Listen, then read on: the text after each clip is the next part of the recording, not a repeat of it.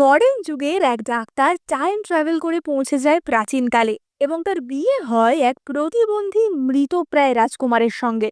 Modern যুগের সামগ্রীর সাহায্যে মেয়েটি কিভাবে রাজকুমারকে বাঁচিয়ে তুলবে এবং কিভাবে সে রাজ পরিবারে চলা চক্রান্ত ফাঁস করবে, সেই নিয়েই আজকের ভীষণ ইন্টারেস্টিং একটা হিস্টোরিক্যাল ড্রামা এক্সপ্লেন করব। তাহলে চলো শুরু করা যাক। আর শুরু করার আগে তোমরা কিন্তু সাবস্ক্রাইব করতে একদম ভুলো না। ড্রামার প্রথম দৃশ্যে আমরা আমাদের প্রধান চরিত্র অরোরাকে দেখতে পাই, যাকে কিনা একটি বিবাহ কক্ষে নিয়ে আসা হয়েছিল এবং সেখানে আমরা মহারাজের উপপত্নী লিয়ের একজন কর্মচারী মিলিকে দেখতে পাই। এবার মিলি তো অরোরার গাল ধরে বলে ওঠে যে তুমি এখানেই চুপ করে বসে থাকবে, নাইট কিং এর প্রাসাদ কিন্তু অন্য রাজাদের মতো না, তাই এখানে চুপচাপ নিজের মৃত্যুর অপেক্ষা করো। এবার অরোরা তো বলে ওঠে যে মৃত্যু, তুমি কি পাগল নাকি? এবং মিলি তখনই বলে যে একদম চুপ করো, আমার মুখে মুখে কোনো কথা বলবে না। যাই হোক, তুমি তো কিছুক্ষণ পর এমনিই মরে যাবে, তাই তোমার সাথে কথা বাড়িয়ে লাভ নেই। এবং এই বলে মিলি সেখান থেকে চলে যায়। এবার অরোরা তো বুঝতে পারে না যে তার সাথে কি হচ্ছে এবং সে এরকম রাজ পোশাকে এরকম রাজপ্রাসাদে কি বা করছে। এবং তখনই অরোরার মধ্যে প্রাচীনকালের অরোরার স্মৃতিগুলি চলে আসে। অর্থাৎ আমরা এতক্ষণ যে অরোরাকে দেখছিলাম সেটা ভবিষ্যৎ থেকে আসা অরোরা ছিল। এবার আমরা প্রাচীনকালের অরোরার জীবনে কি হয়েছিল সেটা দেখতে পাই। আমরা এখানে অরোরার সৎ মা এবং তার সৎ বোন সিয়েনাকে দেখতে পাই।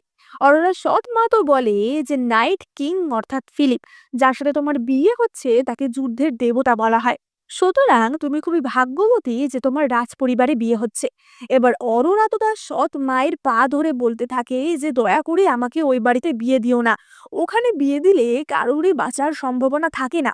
সবাই জানে যে নাইট কিং ফিলিপ কতটা ভয়ঙ্কর, কতটা ক্রূর, কিন্তু তারপরেও জোর করে অরোরার সাথে ফিলিপের বিয়ে দেওয়া হয়। এবার এই স্মৃতি মডার্ন যুগের অরোরার মাথায় আসে, সাথে সাথেই সে বুঝতে পারে যে সে তো এখন টাইম ট্রাভেল করে প্রাচীনকালে চলে এসছে এবং তার পরিবার থেকে তাকে জোর করে একজনের সাথে বিয়ে দেওয়া হয়েছে। এবার তখনই হঠাৎ অরোরার মনে হয় যে তার এত ঠান্ডা লাগছে কেন, এবং সে দেখে যে ঘরের এক পাশে একটি বরফের শয্যার ওপর ফিলিপকে শোয়ানো হয়েছিল। এবার অরোরা তো সঙ্গে সঙ্গে ফিলিপের উপরের কম্বলটি সরিয়ে দেয় এবং সে দেখে যে ফিলিপের সারা দেহ ক্ষত বিক্ষত এবং চারিদিকে রক্ত লেগে রয়েছে। অরোরা বুঝতে পারে যে তাড়াতাড়ি ফিলিপকে এই বরফের চাইয়ের ওপর থেকে সরাতে হবে, কারণ বরফে এইভাবে শুয়ে থাকার ফলেই ফিলিপের অসুস্থতা আরো বেড়ে যাচ্ছে। এবার অরোরা তো সঙ্গে সঙ্গে গিয়ে দরজা ধাক্কাতে থাকে যে বাইরে কে আছো, দরজা খোলো, রাজকুমার মারা যাচ্ছে, রাজকুমারকে বাঁচানো যাবে না। কিন্তু সেই দরজা খোলা যায় না, কারণ বাইরে থেকে তালা দিয়ে দেওয়া হয়েছিল। এবার তখনই তো হঠাৎ অরোরা অসুস্থ হয়ে পড়ে এবং তার মুখ দিয়ে রক্ত উঠে আসে। অরোরা বুঝতে পারে যে তার খাবারেও বিষ দেওয়া হয়েছিল, যাতে সে এবং রাজকুমার দুজনে একসাথেই মারা যায়। এবার অরোরা তো তখনই মনে মনে ভাবে যে ইস, যদি আমার ডক্টরের বাক্সটা থাকতো তাহলে আমি এখনই নিজেকে বাঁচাতে পারতাম। এবং তখনই ম্যাজিক্যালি অরোরার সামনে তার চিকিৎসার বাক্সটি চলে আসে। অরোরা তো সঙ্গে সঙ্গে সেখান থেকে ইনজেকশন বার করে নিজে অ্যান্টিডোট নিয়ে নেয় এবং সে সেই বাক্স নিয়ে ফিলিপের কাছে যায়। সে বলে যে আচ্ছা, তাহলে এটাই হচ্ছে সেই যুদ্ধের রাজা, যে কিনা এই সাম্রাজ্যকে অনেক শত্রুদের হাত থেকে বাঁচিয়েছে, কিন্তু তার আজ এই অবস্থা। এই বাড়ির চাকরগুলো দেখছি মালিকদের থেকেও বেশি চালায়। এবার সে তো সঙ্গে সঙ্গে তার মেডিসিনের সমস্ত কিট বার করে ফিলিপের সেবা করতে শুরু করে দেয়। এবার আমরা পরের দিন সকালবেলা দৃশ্য দেখতে পাই এবং আমরা দেখতে পাই যে এই সাম্রাজ্যের যুবরাজ অ্যাডাম সেখানে আসে। এবার অ্যাডাম তো মিলিকে বলে যে কি ব্যাপার, দরজা বাইরে থেকে বন্ধ করা কেন, দরজা খোলো। এবং মিলি বলে যে আসলে অরোরা নাকি পালানোর চেষ্টা করছিল, তাই জন্য সে বাইরে থেকেই দরজা বন্ধ করে দিয়েছে। কিন্তু তখনই অরোরা একটি করাতের সাহায্যে সেই দরজা পুরোপুরি ভেঙে ফেলে এবং দরজা ভেঙে সে ঘর থেকে বেরিয়ে আসে। এবার যুবরাজ তো সেই ঘরে ঢুকে দেখে যে ফিলিপের সারা দেহে ভালো মতো ব্যান্ডেজ করে দেওয়া হয়েছে। ফিলিপ বলে যে তুমি এটা করেছো, এবং অরোরা বলে যে হ্যাঁ। কিন্তু তখনই মিলি চেঁচিয়ে ওঠে যে তুমি যুবরাজকে মিথ্যে কথা কেন বলছো।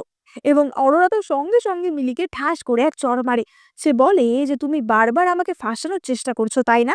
আজকে আমি তোমাকে সঠিক শিক্ষা দেব। এবং সে তো মিলিকে লাথি মেরে ফেলে দেয়। এবার অ্যারনের সাথে যে সমস্ত গার্ডরা ছিল তাদের মধ্যে একজন গার্ড ছিল লুকা, এবং লুকা তখনই অরোরাকে আক্রমণ করতে যায়। কিন্তু অরোরা একটি ইনজেকশন লুকার বুকে ছুঁড়ে মারে এবং লুকা তো সেখানেই পড়ে যায়। অরোরা বলে যে আমার কাজে একদম বাধা দিতে আসবে না। অরোরা তো যুবরাজ অ্যারনকে বলে যে যুবরাজ, এই বরফের বিছানা থেকে ফিলিপকে সরাতে হবে, কারণ এই বিছানার ফলেই ফিলিপ আরো বেশি অসুস্থ হয়ে পড়ছে। এরকম একটা অবস্থায় বরফের বিছানায় শোয়ানোটা কখনোই যুক্তিযুক্ত নয়। এবং মিলি তখনই বলে যে যুবরাজ, আসলে রাজকুমার ফিলিপকে নানা রকম প্যারাসাইট আক্রমণ করেছে, তাই জন্য বরফের বিছানায় শুয়ে রাখলেই সে ভালো হবে। কিন্তু অরোরা তো বলে যে এই বরফের বিছানায় শুয়ে রাখার জন্যই ফিলিপ মারা যাচ্ছে, সুতরাং এক্ষুনি তাকে এখান থেকে সরাতে হবে। এবার মিলি তো বলে ওঠে যে কিন্তু রাজ চিকিৎসকের অনুমতি আমরা এসব কিছুই করতে পারবো না, কারণ উনিই বলেছিলেন যে এরকম বরফের বিছানায় শুয়ে রাখ। কিন্তু অরোরা তো আবারও তাকে লাথি মেরে সরিয়ে দেয়। এবার অ্যারনের একজন গার্ড এসে সঙ্গে সঙ্গে ফিলিপের পালস চেক করে এবং সে দেখতে পায় যে ফিলিপের পালস ভীষণই দুর্বল এবং সে প্রায় মারা যাবে এমন অবস্থা। অ্যারন তো বলে ওঠে যে মিলি, আমি যতবার রাজকুমার ফিলিপকে দেখতে আসতাম তুমি আমাকে কোনো না কোনো ভাবে বাধা দিয়ে আমাকে ওর সাথে দেখা করতে দাওনি। তার কারণটা কি? তাকে এইভাবে বরফের বিছানায় শুয়ে রাখা হয়েছিল, অত্যাচার করা হচ্ছিল তার জন্যই কি? এবং অ্যারন তো সঙ্গে সঙ্গে লাথি মেরে মিলিকে সেখান থেকে সরিয়ে দেয়। মিলি তো চেঁচাতে থাকে যে কিন্তু আমি এমনটা কেন করব, আমি তো নিজেই ফিলিপের প্রাণ বাঁচিয়েছিলাম, আমি কখনোই এমনটা করতাম না। কিন্তু অ্যারন তখনই তার লোকদের বলে যে মিলিকে এখান থেকে এক্ষুনি নিয়ে যাও, এবং মিলিকে সেখান থেকে সরিয়ে দেওয়া হয়। এবার অ্যারনের নির্দেশে ফিলিপকে একটি নর্মাল বিছানায় ট্রান্সফার করে দেওয়া হয় এবং আমরা দেখতে পাই যে অরোরা একটি মডার্ন হুইল চেয়ারের ব্যবস্থাও করেছিল, কারণ অরোরা চাইলে যখন তখনই ভবিষ্যৎ থেকে যে কোনো জিনিসই প্রাচীনকালে আনাতে পারত এবং সেই হুইল চেয়ারে করেই ফিলিপকে এই ঘরে নিয়ে আসা হয়। এবার অরোরা তো মনে মনে ভাবে যে ফিলিপের অবস্থা এরকম খারাপ কেন। আমি যতদূর জানি এতদিন ধরে ফিলিপের মা অর্থাৎ মহারাজের উপপত্নী লি ফিলিপের খেয়াল রাখছিল। কখনোই কোনো মা তো তার সন্তানকে এইভাবে কষ্ট দেবে না, তাহলে ফিলিপের এমন দশা কি করে হলো? এবং তখনই ফিলিপের জ্ঞান ফেরে এবং ফিলিপ তো জ্ঞান ফিরেই তার চোখের সামনে অরোরাকে দেখতে পায়। সে বলে যে তুমি কে? এবং অরোরা বলে যে আমি অরোরা, গতকাল তোমার সাথে আমার বিয়ে হয়েছে। এবার ফিলিপ তো তখনই তার হাতের ব্যান্ডেজগুলি দেখতে পায় এবং বলে যে এগুলো কি তুমি করেছো? অরোরা বলে যে হ্যাঁ, এতদিন তোমাকে এই বরফের বিছানায় শুয়ে রাখা হয়েছিল, তাই জন্যই জিনিসগুলো আরো ভয়ানক দিকে যাচ্ছিল, কিন্তু এখন মনে হয় সবকিছু ঠিক হয়ে যাবে। এবার ফিলিপ তো তখনই বলে ওঠে যে আমার মনে হয় না আমি কোনোদিন আর ঠিক হব, আমি হয়তো খুবই তাড়াতাড়ি মারা যাব, তাই মারা যাওয়ার আগে আমি তোমাকে ডিভোর্স দিয়েই যাব, যাতে তুমি স্বাধীনভাবে বাঁচতে পারো। কিন্তু অরোরা তো বলে ওঠে যে না, আমি তোমাকে কখনোই মরতে দেব না। অরোরা মনে মনে ভাবে যে আমি তোমার এত কষ্টে প্রাণ বাঁচালাম আর তুমি কিনা এখন মরে যাবার কথা বলছো। এবং সে বলে যে ফিলিপ, তুমি এত বিখ্যাত একজন যোদ্ধা, তুমি এত সাহসী একজন যোদ্ধা, তুমি এতদিন এত শত্রুকে সাম্রাজ্য থেকে তাড়িয়েছো, এত শত্রুর হাত থেকে সাম্রাজ্যকে বাঁচিয়েছো, আর তুমি এত সহজে হেরে যাওয়ার কথা বলছো? তোমার ওপর কত লোক ভরসা করে আছে, তোমার এই অবস্থা যারা করেছে তুমি কি তাদের থেকে বদলা নেবে না? এবার ফিলিপ তো তখনই মনে মনে ভাবে যে সত্যিই তো, আমার সেনাবাহিনী আমার ওপর নির্ভর করছে, আমি ওদের কখনোই হারার কথা শেখাইনি, তাহলে আজকে আমি এত সহজে কিভাবেই বা হার মানবো? এবার অরোরা তো ফিলিপকে বিছানায় শুয়ে দেয় এবং বলে যে তুমি রেস্ট করো, আমি তোমার কিছুই হতে দেব না। এবং ফিলিপ মনে মনে ভাবে যে সত্যি, যবে থেকে আমি রোগাক্রান্ত, আমার মনে পড়ে না যে কেউ এইভাবে আমার যত্ন নিয়েছে, কেয়ার করেছে, আমি কি সত্যিই সুস্থ হতে পারবো? এবার অরোরা যখন ঘর থেকে বেরিয়ে আসে তখনই অ্যারনের সেই গার্ডটি অর্থাৎ লুকা সেখানে আসে, অর্থাৎ কিনা যার বুকে অরোরা ইঞ্জেকশন মেরেছিল। লুকা তো বলে ওঠে যে রাজকুমারী, আপনি দয়া করে আমাকে বাঁচান, না হলে আমি মরেই যাব। এবং তখনই অরোরা তাকে ওই ওষুধের অ্যান্টিডোটটা দিয়ে দেয় এবং লুকা বেঁচে ওঠে। এবং লুকা তখনই অরোরাকে কথা দেয় যে এবার থেকে আমি আপনাকে প্রোটেক্ট করব, আপনাকে আর ফিলিপকে রক্ষা করাই আমার জীবনের এখন একমাত্র কর্তব্য। এবং লুকা, অরোরা এবং ফিলিপের খুবই বিশ্বস্ত সঙ্গী হয়ে ওঠে। এবার অপরদিকে আমরা মহারাজের উপপত্নী লিকে দেখতে পাই। যুবরাজ অ্যারন তো লিয়ের কাছে গিয়ে বলে যে আচ্ছা, আপনি কি জানতেন যে ফিলিপের সাথে এতদিন কি হচ্ছে? তার চিকিৎসা করার নামে তাকে একটি বরফের বিছানায় শুয়ে রাখা হয়েছিল, 3 বছর ধরে তাকে এইরকম ভাবে কষ্ট সহ্য করতে হচ্ছে, তার কোনো ঠিকমতো চিকিৎসাও করা হয়নি, তাকে এরকম ভাবে একটা নোংরা জায়গায় রেখে দেয়া হয়েছে, তার কর্মচারীরাও তার ঠিকমতো খেয়াল রাখে না। এইসব খবর কি আপনার জানা রয়েছে? এবার লি তো তখনই বলে ওঠে যে অ্যারন, আমি জানি যে তুমি ফিলিপকে ভাই হিসেবে খুবই পছন্দ করো, কিন্তু ফিলিপ আমার একমাত্র ছেলে, সুতরাং তার কোনো ক্ষতি হবে আমি এমন কিছুই করব না। কিন্তু মুখে এই কথা বললেও আমরা বুঝতে পারি যে উপপত্নী লিয়ের মনে অন্য ব্যাপারই চলছিল। এবার সেখানে আমরা লিয়ের সাথে তার অপর একজন বয়স্ক কর্মচারী রংকেও দেখতে পাই। অ্যারন চলে যাওয়ার পরই লি তো রঙের হাত ধরে বলে যে কি চলছেটা কি ফিলিপের প্রাসাদে, এক্ষুনি গিয়ে দেখে এসো। এবং রং সেটা দেখার জন্য চলে যায়। এবার অপরদিকে আমরা ফিলিপ এবং অরোরাকে দেখতে পাই। অরোরা তো ফিলিপের চেক আপ করে দেখছিল যে ফিলিপ কেমন আছে, এবং সে দেখে যে ফিলিপ আগের থেকে সুস্থ হচ্ছে। এবং তখনই সেখানে লিয়ের দুজন কর্মচারী অর্থাৎ রং এবং মিলি আসে, এবং তারা তো ফিলিপকে এই অবস্থায় দেখে চমকে যায়, কারণ ফিলিপ আগের থেকে অনেকটাই সুস্থ হয়ে গেছিল। এবং তারা সাথে করে একজন চিকিৎসকও এনেছিল, এবং সেই চিকিৎসক ফিলিপের নাড়ি পরীক্ষা করে। চিকিৎসকটি বলে যে হ্যাঁ, ফিলিপ উঠেছে ঠিকই, কিন্তু তার মানে এই না যে ও বেঁচে উঠেছে। আসলে ওই মৃত্যুর আগে হয় না যে একটুখানি প্রাণ শক্তিটা বেড়ে যায়, তেমনই ওকে আমি বাঁচাতে পারবো না। এবং রং তো তখনই বলে ওঠে যে ওকে বরফের শয্যা থেকে ওঠানো কেন হয়েছে, ওই বরফের শয্যাতে শোয়ানো থাকলেই ওর শরীরে যে বিষ আছে সেটা ঠান্ডা হবে, তাই জন্য ওকে আবারও ওই শয্যাতেই শোয়াতে হবে। এই বলে রং তো আবারও ফিলিপের হাত ধরে তাকে সেখানে নিয়ে যাওয়ার কথা বলছিল, কিন্তু অরোরা তাকে লাথি মেরে সরিয়ে দেয়। অরোরা বলে ওঠে যে আমার রাজকুমারকে যে ক্ষতি করার চেষ্টা করবে তাকে আমি ছাড়বো না, সেটা যেই হোক না কেন। এবার অরোরা তো সঙ্গে সঙ্গে ম্যাজিক্যালি একটি রিভলভার নিয়ে আসে, এবং সে সেটা রঙের দিকে তাক করে বলে যে এক পাও এগোনোর চেষ্টা করবে না, তাহলে কিন্তু ফল ভালো হবে না। এবার রং তো বলে ওঠে যে রাজকুমার, আপনার রাজকুমারী কিন্তু একদমই আচার ব্যবহার জানে না। আমি সাজেস্ট করব তাকে যেন এক্ষুনি কোল্ড প্যালেসে পাঠানো হয়, যাতে রাজ পরিবারে কিভাবে ব্যবহার করতে হয় সেটা সে জানতে পারে। এবার মিলিও তো তখনই বলে ওঠে যে হ্যাঁ রাজকুমার, রং ঠিক কথাই বলছে। উনি এখানে আসার পর থেকে এই কর্মচারীদের ওপর নানা রকম ভাবে অত্যাচার করছে, ওনাকে সত্যিই কোল্ড প্যালেসে পাঠানো উচিত। এবার ফিলিপ তো তখনই বলে ওঠে যে ও তাই, তুমি কি ভেবেছিলে আমি কোমায় ছিলাম বলেই আমার আশেপাশে কি হচ্ছে তোমরা কি করছো সেটা আমি বুঝতে পারছিলাম না? তুমি আমার প্রাণ বাঁচিয়েছো, তাই জন্য আমি তোমাকে মারবো না, কিন্তু আজকের পর থেকে তোমাকে যেন আমি এই প্রাসাদে না দেখতে পাই। আর রং, তোমাকে বলে রাখি, তুমি এখানকার কর্মচারী এবং অরোরা আমার স্ত্রী, সুতরাং তুমি আমাকে বলে দেবে না যে আমি আমার স্ত্রীর সাথে কি করব না। এই বলে ফিলিপ তো তাদের দুজনকেই সেখান থেকে তাড়িয়ে দেয়। এবার অন্যদিকে আমরা উপপত্নী লিকে দেখতে পাই, যে কিনা আয়নার সামনে নিজেকে দেখছিল এবং গুনগুন করে গান গাইছিল, এবং তার গলায় আমরা একটা লাভ বাইটও দেখতে পাই। এবার তখনই সেখানে রং আসে এবং বলে যে কিভাবে রাজকুমার তাদের তাড়িয়ে দিয়েছে। এবার লি তো এই কথা শুনে চমকে ওঠে, কিন্তু রং তখনই বলে যে কিন্তু চিন্তা করবেন না, চিকিৎসক ফিলিপকে চেক করে বলেছে যে ও বেশি দিন বাঁচবে না, সুতরাং আমাদের ভয়ের কিছুই নেই। কিন্তু লি ফিলিপের নিজের মা হয়ে কেন তাকে মারার চেষ্টা করছিল সেটা একটা রহস্যজনক ব্যাপার ছিল, যেটা তোমরা ধীরে ধীরে জানতেই পারবে। এবার ওদিকে আমরা ফিলিপ এবং অরোরাকে দেখতে পাই, এবং আমরা দেখতে পাই যে অরোরা আলটিমেটলি ফিলিপের চোখের ব্যান্ডেজটি খুলে দিয়েছিল, এবং এই প্রথমবারের মতো অরোরা ভালো করে ফিলিপের হ্যান্ডসাম মুখটা দেখে। কিন্তু তখনই লুকা সেখানে ছুটতে ছুটতে আসে এবং বলে যে ম্যাডাম, আপনি তাড়াতাড়ি একবার মেন দরজায় চলুন, সেখানে কি হচ্ছে সেটা দেখুন।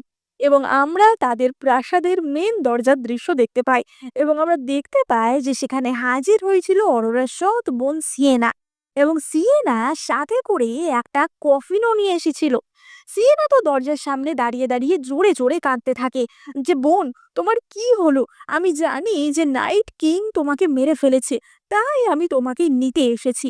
কিন্তু সিয়েনার এই আশায় জল ঢেলে দিয়ে তখনই দরজা খুলে বেরিয়ে আসে অরোরা। অরোরাকে দেখেই সিয়েনা তো প্রচন্ড চমকে যায় যে অরোরা এখনো মারা যায়নি। অরোরা বলে যে কেন, তুমি কি ভেবেছিলে যে আমি মারা যাব, তাই জন্য তুমি একটা কফিন নিয়ে এখানে এসেছো? তুমি কি ভেবেছো তুমি আমার সংসারের উপর রাজ করবে?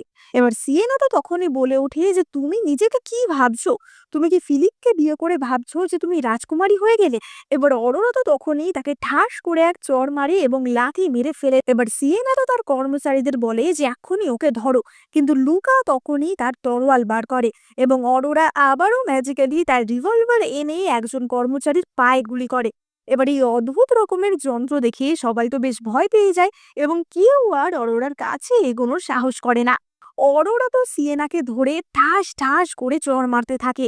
অরোরা মনে মনে ভাবে যে অতীতে তোমরা অরোরা বলে মেয়েটিকে অনেক কষ্ট দিয়েছো, সবসময় তাকে অপমান করেছো, হিউমিলিয়েট করেছো, কিন্তু আজকে আমার কাছে সুযোগ আছে, আজকে আমি তার বদলা নেব।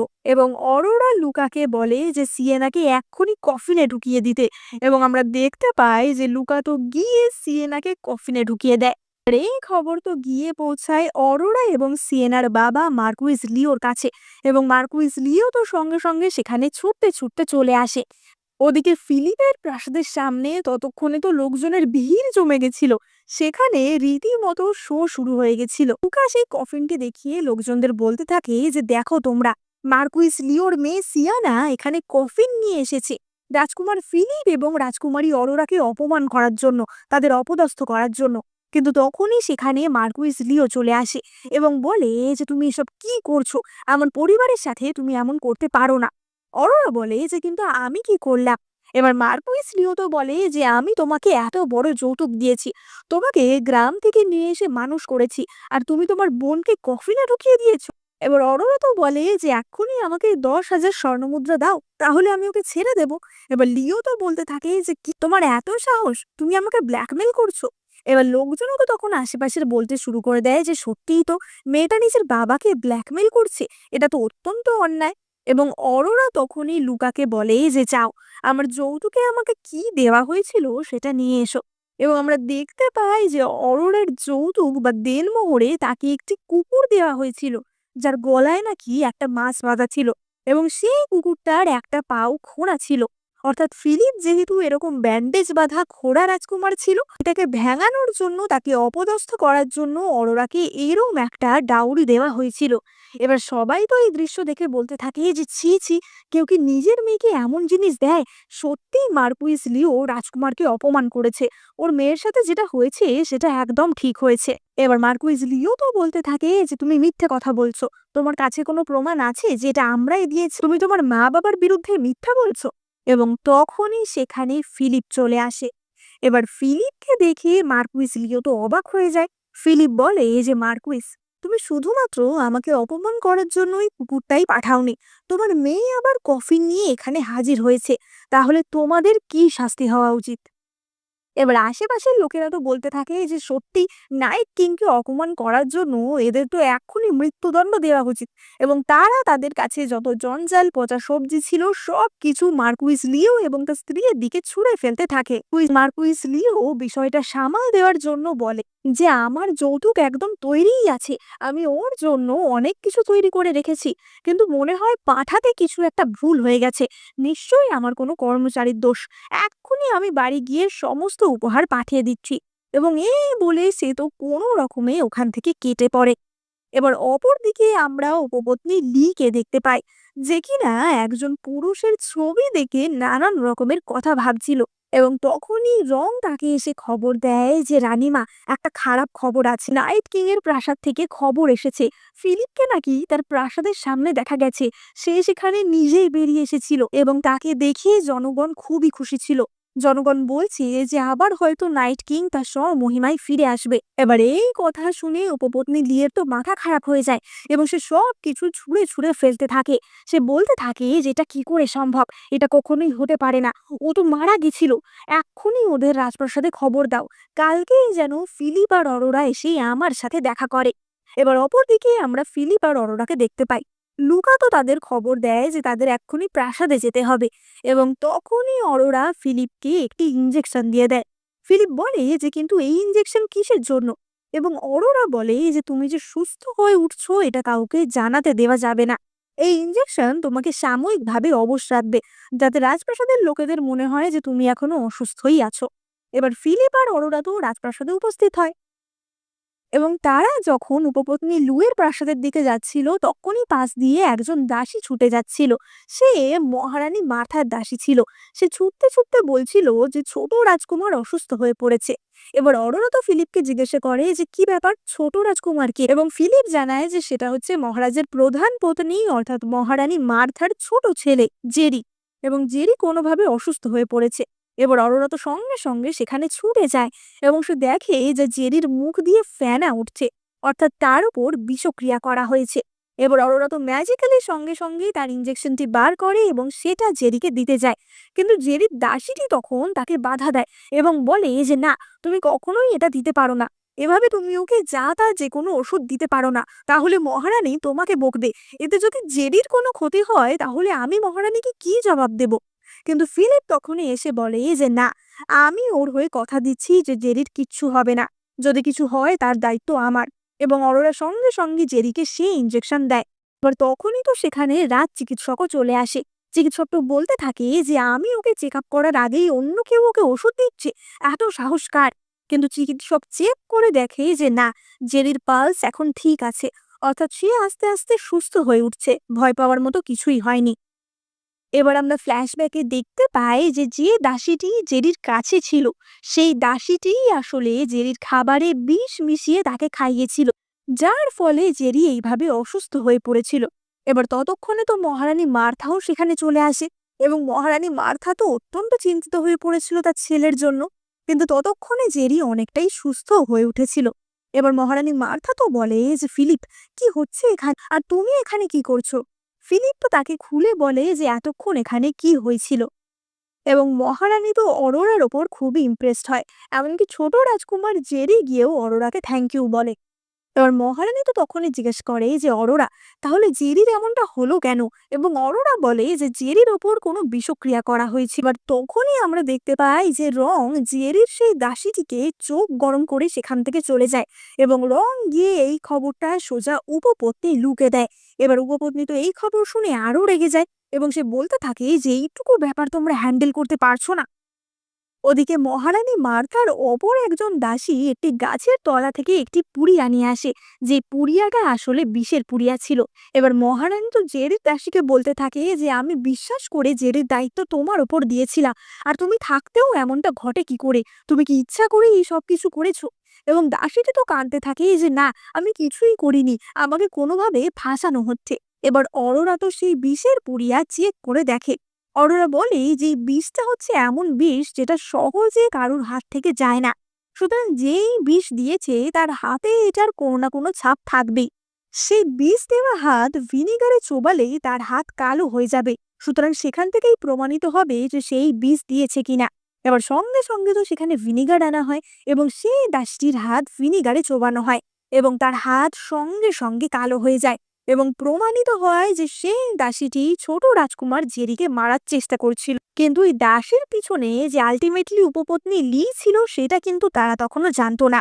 এবার মহারানী মার্থা তো অরোরার এই কাজে ভীষণই খুশি হন এবং তিনি অরোরাকে খুশি হয়ে তার নিজের হাতে জেড ব্রেসলেটটি উপহার স্বরূপ দেন। এবং আমরা দেখতে পাই যে ফিলিপ এবং মহারানী মার্থার মধ্যেও খুবই ভালোবাসার একটা সম্পর্ক ছিল। অরোরা তো মনে মনে ভাবে যে এটা কিভাবে সম্ভব, উপপত্নী লি নিজের মা হয়ে ফিলিপকে এমন করে, এখানে কিনা মহারানী মার্থা ফিলিপকে এতটা স্নেহ করে। এবার মহারানী মার্থা তো তখনই বলে যে অরোরা, আমার দুই ছেলে আর এক মেয়ে, বড় ছেলে অ্যারন যুবরাজ এবং ছোট ছেলে হচ্ছে এই জেরি। জেরি ছোটবেলা থেকেই নানা রকমের অসুখ বিসুখ লেগেই থাকতো, ওর এই অসুখের জন্য তুমি কি ওর চিকিৎসা করতে পারবে? এবং অরোরা বলে যে নিশ্চয়ই, আমি এবার থেকে প্রতি মাসে একদিন করে এসে জেরির চেক আপ করে যাব। এবং এই ঘটনা ঘটে যাওয়ার পর অরোরা আর ফিলিপ তো উপপত্নী লিয়ের সাথে দেখা করতে যায়।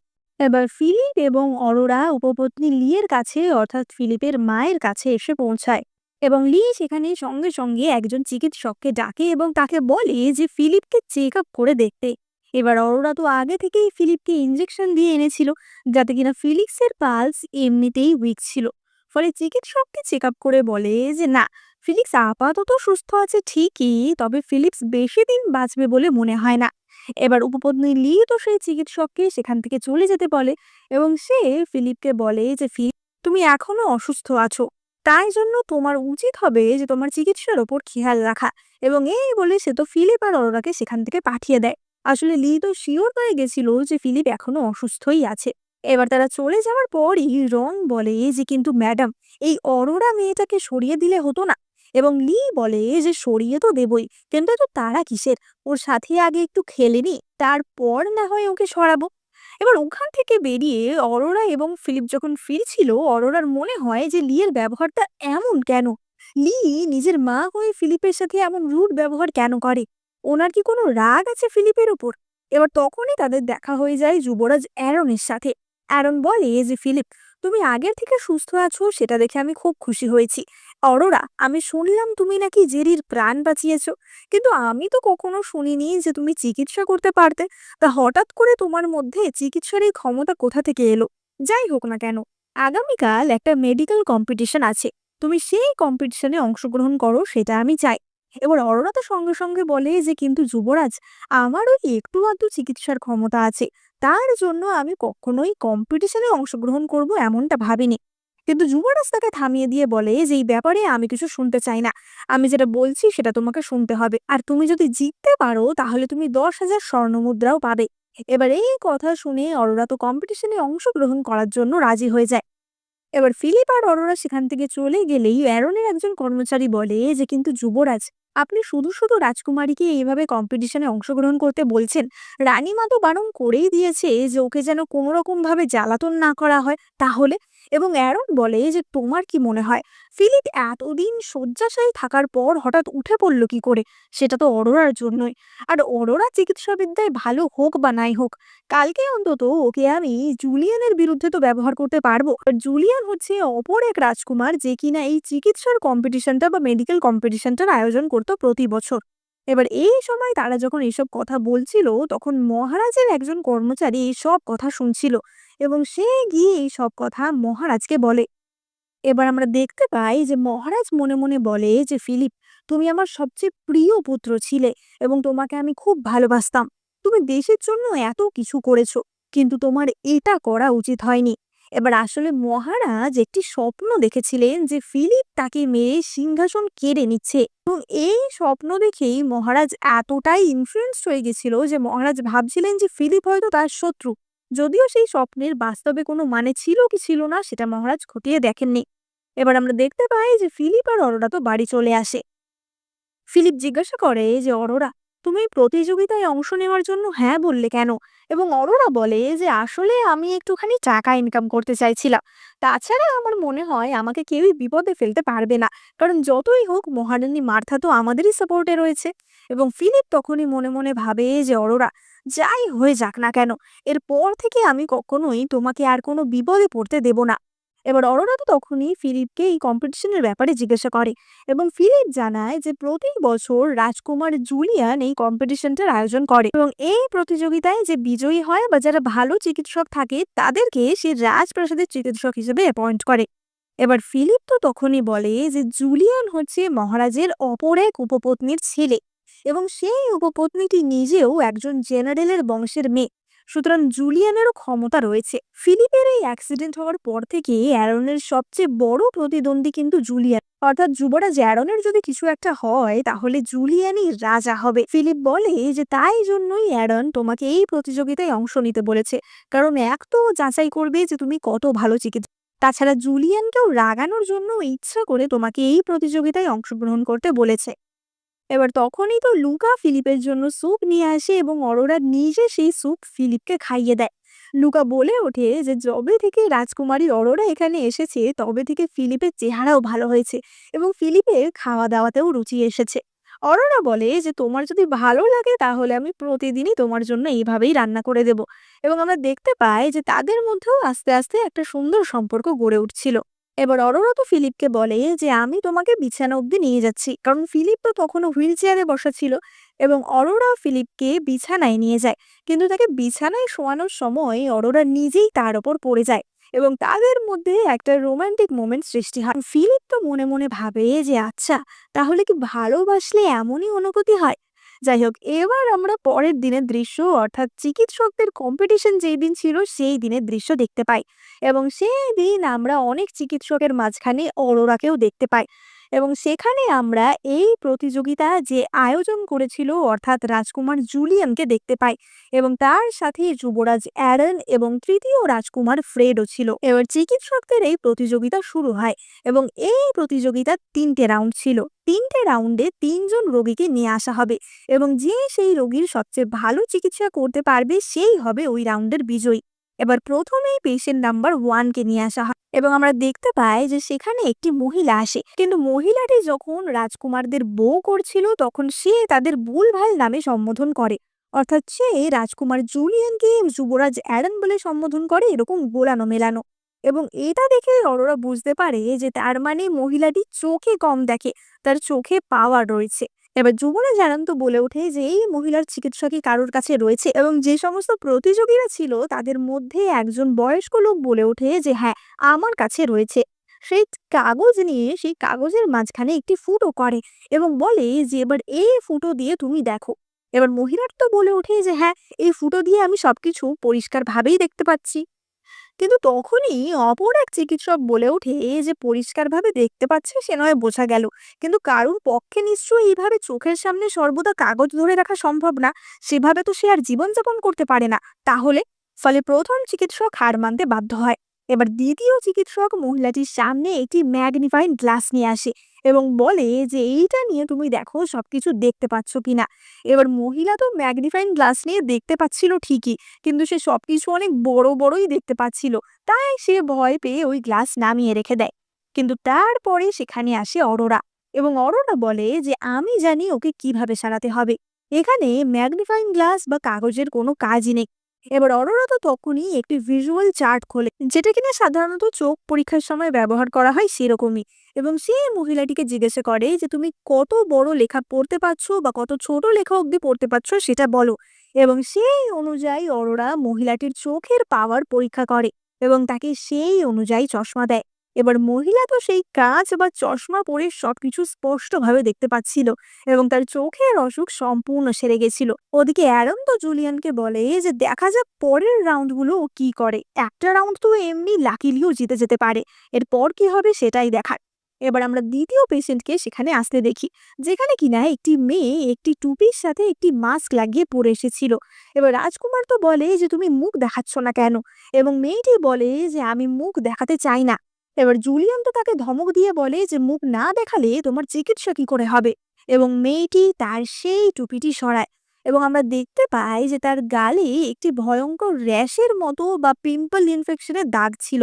ফলে মেয়েটি সেটা নিয়ে সবসময় খুবই ইনসিকিওর থাকতো, তাই জন্যই সে ওই টুপি বা মাস্ক পরে থাকতো। এবার সঙ্গে সঙ্গে প্রথম চিকিৎসক তো বলে যে আমার কাছে এর চিকিৎসা রয়েছে, এবং তাকে থামিয়ে দিয়ে দ্বিতীয় একজন চিকিৎসক বলে যে আমি বলছি এর কি চিকিৎসা। এবার সে তো অনেকগুলি জটিল জটিল ভেষজের নাম বলে এবং বলে যে এগুলো সব কিছু 10 গ্রাম করে নিয়ে একটা ওষুধ বানাতে হবে, সেই ওষুধ গরম করে রোজ গালে লাগাতে হবে, তাহলেই কমবে। কিন্তু সেই ওষুধই অনেকই দামি এবং খুবই রেয়ার ভেষজ দিয়ে তৈরি ছিল, তাই সেটা সাধারণ মানুষদের পক্ষে সবসময় পাওয়াটাও দুষ্কর ছিল। তখনই অরোরা বলে যে এত কিছু করার দরকার নেই, ওর ওই দাগ আমি সহজেই লুকিয়ে দেব। এবং অরোরা তাকে একটি কনসিলার দেয়, যেটা কিনা মেকআপের জন্য ইউজ করা হয় সেটা। অরোরা বলে যে এই কনসিলার তুমি তোমার দাগের জায়গায় লাগিয়ে নাও, তাহলে দেখো কি হবে। এবার মেয়েটি তো প্রথমে একটু স্কেপটিক্যাল ছিল যে আদেও কাজ হবে কিনা, কিন্তু তারপর সে ওই কনসিলার তার গালের লাল দাগে লাগায় এবং কিছুক্ষণের মধ্যেই অবভিয়াসলি কনসিলারের জাদুতে সেই লাল দাগ তো মিলিয়ে যায়। সবাই তো বলে ওঠে যে ওর দাগ তো একদম কমে গেছে, আর শুধু তাই না, ওর স্কিনটা তো এখন আগের থেকেও অনেক বেশি সুন্দর লাগছে। সত্যি, ওষুধ নেওয়ার থেকেও এটা অনেক বেশি তাড়াতাড়ি কাজ করেছে। সেই মেয়েটিও তো অরোরাকে অনেক অনেক করে থ্যাংক ইউ বলে সেখান থেকে চলে যায়। এবং তারপর আমরা দেখতে পাই যে তৃতীয় পেশেন্টকে আনা হয়, কিন্তু এই পেশেন্টের সমস্যাটা অন্যদের থেকে একটু আলাদা ছিল, কারণ এই পেশেন্টের একটা পা ছিল না। লোকটি বলে যে আমি সেনাবাহিনীতে কাজ করতাম এবং যুদ্ধ করতে গিয়েই আমার এই পা আমি হারিয়েছি, আমি চাই যেন আমি আবার সাধারণভাবে স্বাভাবিকভাবে হাঁটতে পারি। এবার সব চিকিৎসকরাই তো বলে যে এটা কখনোই সম্ভব না, একবার পা কাটা পড়লে কখনোই তো তার পা ফিরিয়ে আনা যাবে না। কিন্তু অরোরা তখনই বলে যে আমি পারবো ওনার চিকিৎসা করতে, কিন্তু তার জন্য আমার কিছু জিনিস প্রয়োজন যেটা কিনা এখানে নেই। ওনাকে আমি একটু সাইডের হলে নিয়ে যেতে চাই। এবং অরোরা তাকে সাইডের একটি ঘরে নিয়ে যায়। এবার অরোরা যখন তাকে অন্যদিকে নিয়ে যাচ্ছিল তখনই তো রাজকুমার ফ্রেড সেখানে চলে আসে এবং বলে যে অরোরা, তুমি কিন্তু ওদের ফাঁদে পা দিচ্ছ। এমনিতেও জুলিয়ান চায় যে তুমি হেরে যাও, ও তোমাকে সবার সামনে অপদস্থ করতে চাইছে। আর ফ্রেডও কিন্তু চায় না যে তুমি যেতো। ফিলিপ কিছুদিন আগেই সুস্থ হয়েছে, এখনই আবার তুমি ওদের শত্রু হয়ে উঠো না, তাহলে কিন্তু ফিলিপেরও ক্ষতি হতে পারে। অরোরা বলে যে তুমি কোনো চিন্তা করো না, যতই হোক এই লোকটি একজন এক্স আর্মি। আমার স্বামী ফিলিপ এতদিন যুদ্ধক্ষেত্রে যুদ্ধ করেছে, সুতরাং আমি জানি যে যারা সেনাবাহিনীতে থাকে তাদের কদর কতটা করা উচিত, তাদের কিভাবে মর্যাদা দেওয়া উচিত। তাই আমি ওনাকে সারিয়ে তুলবই। এবার অরোরা যখন তার চিকিৎসা শেষ করে আবার প্রতিযোগিতার হলে ফিরে আসে, সবাই তো লোকটিকে দেখে অবাক হয়ে যায়, কারণ এক্স আর্মি সেই লোকটি দুই পায়ে একদম স্বাভাবিক মানুষের মতো হেঁটে আসছিল। এবার লোকজন তো বলতে থাকে যে এটা কি করে সম্ভব, এটা কখনোই হতে পারে না। এবং সেনাবাহিনীর লোকটি তার জামা তুলে দেখায় যে সেটা আসলে কাঠের একটা নকল পা ছিল, এবং এরকম চিকিৎসা তো আগে কেউই দেখেনি। সেনাবাহিনীর লোকটি বলে যে এই চিকিৎসা যদি আগে আবিষ্কার হতো তাহলে অনেক সেনাই সাধারণ স্বাভাবিকভাবে বাঁচতে পারতো। আমি খুবই খুশি যে রাজকুমারী অরোরা আমাকে সারিয়ে তুলেছে। ওদিকে অ্যারন তো জুলিয়ানকে অরোরার বিরুদ্ধে চটিয়ে দেয় এবং বলে যে কি ব্যাপার জুলিয়ান, তোমার দিকে সব চিকিৎসককে হারিয়ে অরোরা তো জিতে গেল, তুমি কি এটা ভেবেছিলে? আসলে অ্যারন চাইছিল যাতে অরোরা আর ফিলিপকে জুলিয়ানই সরিয়ে দেয়, যাতে অ্যারনের রাজা হওয়ার পথে কোনো বাধা না থাকে। আসলে ফিলিপ জনসাধারণের মধ্যে খুবই ফেমাস ছিল, কারণ সে একজন বিখ্যাত যোদ্ধা ছিল, অনেক শত্রুর মোকাবিলা করেছিল। তাই অ্যারনের মনে সবসময় ভয় ছিল যে ফিলিপ যদি রাজা হয়ে যায়, যদি জনগণ অ্যারনের থেকে বেশি ফিলিপকে পছন্দ করে। তাই জন্য ফিলিপ ভুল পথেই কাজটা করেছিল। কিন্তু তখনই অরোরা বলে ওঠে যে রাজকুমার, আপনি যে বলেছিলেন যে আমি যদি প্রতিযোগিতায় জিতি তাহলে 10,000 স্বর্ণমুদ্রা পাবো, সেটা কোথায়? এবং এই কথা শুনেই জুলিয়ান বুঝে যায় যে তার মানে অ্যারনই এখানে অরোরাকে আনিয়েছে এবং সে তার সাথে ডবল গেম খেলছে। এবং অ্যারনের ফন্দি তো সেখানেই সবার সামনে ফাঁস হয়ে যায়। এইবার আমরা রাতের দৃশ্য দেখতে পাই। অরোরা তো ফিলিপের কাছে ফিরে এসেছিল এবং সে ফিলিপের সেবা শুশ্রূষা করে সেই ঘর থেকে চলে যাচ্ছিল। কিন্তু ফিলিপ তখনই অরোরাকে ডেকে নিজের কোলে বসিয়ে নেয় এবং তাকে কিস করে বলে যে আজকে তুমি আমার সাথেই থাকো। এবার আমরা পরের দিনের দৃশ্য দেখতে পাই এবং আমরা দেখতে পাই যে রং উপপত্নী লিকে খবর দেয় যে কিভাবে অরোরা ওই কম্পিটিশনে জিতেছে এবং কিভাবে ফিলিপ আবারও জনগণের মধ্যে ফেমাস হয়ে উঠছে। সবাই চাইছে যাতে ফিলিপ আবার রাজসভায় ফিরে আসে এবং তাই জন্যই অ্যারন অরোরাকে সরানোর জন্য একটি মার্ডারার হায়ার করতে চলেছে। এবার উপপত্নী লি তো সঙ্গে সঙ্গে বলে যে এখনই অ্যারনের কাছে গিয়ে আমার কথাগুলি বলো, এবং রং অ্যারনের কাছে যায়। রং অ্যারনকে বলে যে রাজকুমার, আপনি কিছুদিন পরেই হয়তো মহারাজা হতে চলেছেন, এখন আপনি এই ধরনের কোনো রিস্কি কাজ না করলেই ভালো। অরোরাকে সরানোর কাজটা আমরাই করে নেব, এটাই উপপত্নী লি আপনাকে বলতে পাঠিয়েছে। এবার এই কথা শুনে অ্যারন তো একটু অবাক। অ্যারন বলে যে কিন্তু উপপত্নী লি এমনটা কেন করবে? ফিলিপ তো তার নিজেরই ছেলে, সুতরাং নিজের ছেলের স্ত্রীকে সে কেনই বা মার্ডার করতে চাইবে? এবং রং বলে যে যুবরাজ, সেটা আপনি কিছুদিন পরেই বুঝতে পারবেন। অর্থাৎ আমরা বুঝতে পারি রাজসভার মধ্যেই রাজপরিবারের মধ্যে সিক্রেটের কোনো শেষ ছিল না। এবার অ্যারন তো সঙ্গে সঙ্গে তার গার্ডকে জিজ্ঞাসা করে যে তোমার কি মনে হয় বলো তো, উপপত্নী লি আমাকে কেন সাহায্য করবে? এবং গার্ডটি বলে যে তা তো বলতে পারবো না, তবে আমি ছোটবেলা থেকেই দেখছি যে উপপত্নী লি আপনাকেই বেশি পছন্দ করে এবং নিজের ছেলেকে অতটাও পছন্দ করে না। কিন্তু এর কারণটা কি সেটা কি তোমরা গেস করতে পারছো? গেস করতে পারলে এক্ষুনি কমেন্ট করে জানাতে ভুলো না। এবার উপপত্নী লি তো রংকে একটি বিষের শিশি দেয় এবং বলে যে এটা অরোরার ড্রিঙ্কে মিশিয়ে দিতে, এবং একটি চর গিয়ে সেই শিশিটা মিলিকে দিয়ে আসে এবং মিলি সেই বিষ খাবারে মিশিয়ে অরোরা এবং ফিলিপের কাছে নিয়ে আসে। এবার অরোরা যখন সেই স্যুপটা বা সেই ভাতটা খাচ্ছিল, তখনই কিন্তু ফিলিপ বুঝতে পারে যে কিছু একটা গন্ডগোল আছে এবং সে লুকাকে বলে যে এক্ষুনি মিলিকে চেক করো। এবং মিলিকে চেক করলেই তার পোশাকের পকেট থেকে সেই বিশেষ শিশি পাওয়া যায়। এবার মিলি তো সঙ্গে সঙ্গে উল্টে লুকার উপরই দোষ চাপাতে থাকে এবং ফিলিপ লুকাকে বলে যে এক্ষুনি ওই স্যুপটা মিলিকেই খাওয়াও, এবং সেই স্যুপ লুকা মিলিকে খাইয়ে দেয়। মিলি তো চেঁচাতে থাকে যে রাজকুমার, আমি একদা আপনাকে বাঁচিয়েছিলাম আর আপনি আমাকে মেরে ফেলার চেষ্টা করছেন। এবং ফিলিপ বলে যে একবার আমিও তোমাকে বাঁচিয়েছি, না হলে তোমাকে আমি আগের বারই মেরে ফেলতাম, কিন্তু আমার স্ত্রীকে যে কোনো ক্ষতি করার চেষ্টা করবে তাকে আমি ছাড়বো না। এবার অরোরা তো বুঝতে পারে যে এই মিলি নিশ্চয়ই কিছু একটা জানে এবং অরোরা লুকাকে বলে যে মিলিকে এক্ষুনি জেলে বন্দি করে রাখো, আমি ওকে জিজ্ঞাসাবাদ করতে চাই। এবার মিলির এই বন্দি হয়ে যাওয়ার খবর উপপত্নী লিয়ের কাছে পৌঁছায় এবং উপপত্নী লি এই খবর শুনে প্রচন্ড টেনশনে পড়ে যায়। লি বলে যে এটা কি করে সম্ভব, ওরা কি তাহলে সত্যিটা জানতে পেরেছে? এটা আমি কিছুতেই হতে দিতে পারি না। সে রংকে একটি শিলমোহর দিয়ে বলে যে এক্ষুনি তুমি ওর কাছে গিয়ে খবর দাও, আমি মরিসের সাথে দেখা করতে চাই। কিন্তু এই মরিসটা কে এবং উপপত্নী লি কি রহস্যটা লুকাচ্ছে সেটা আমরা একটু পরেই জানতে পারবো। যাই হোক, এবার অরোরা তো মিলিকে জিজ্ঞাসাবাদ করার জন্য যায়, কিন্তু মিলি তার কোনো প্রশ্নের উত্তরই দিচ্ছিল না। এবং তখনই অরোরা মিলিকে হিপনোটাইজ করে। অরোরা জিজ্ঞাসা করে যে তোমাকে এই বিষটা দিতে কে বলেছিল, এবং মিলি বলে যে উপপত্নী লি এই কাজটা আমাকে দিয়ে করিয়েছে। অরোরা তখনই জিজ্ঞাসা করে যে কিন্তু উপপত্নী লি তো ফিলিপেরই মা, তাহলে উনি নিজের ছেলের ক্ষতি কেন করতে চাইবেন? তখনই মিলি বলে যে কারণ ফিলিপ তো আসলে ফিলিপ না, ও হচ্ছে। এবং কথাটা কমপ্লিট করার আগেই মিলির সেই হিপনোটাইজ দশাটা কেটে যায় এবং সে সব জ্ঞানে ফিরে আসে। ফলে সে বাকি কথাটা আর বলে না, কিন্তু অরোরা সেখান থেকে মোটামুটি যা বোঝার সে বুঝতেই পারছিল। এবার আমরা দেখতে পাই যে রাতের বেলা উপপত্নী লি তার সেই পুরুষের সাথে দেখা করে যার সাথে কিনা উপপত্নী লিয়ের এতদিনের সম্পর্ক ছিল, এবং সেটা ছিল মহারাজেরই ভাই মরিস, অর্থাৎ কিনা ফিলিপের কাকা।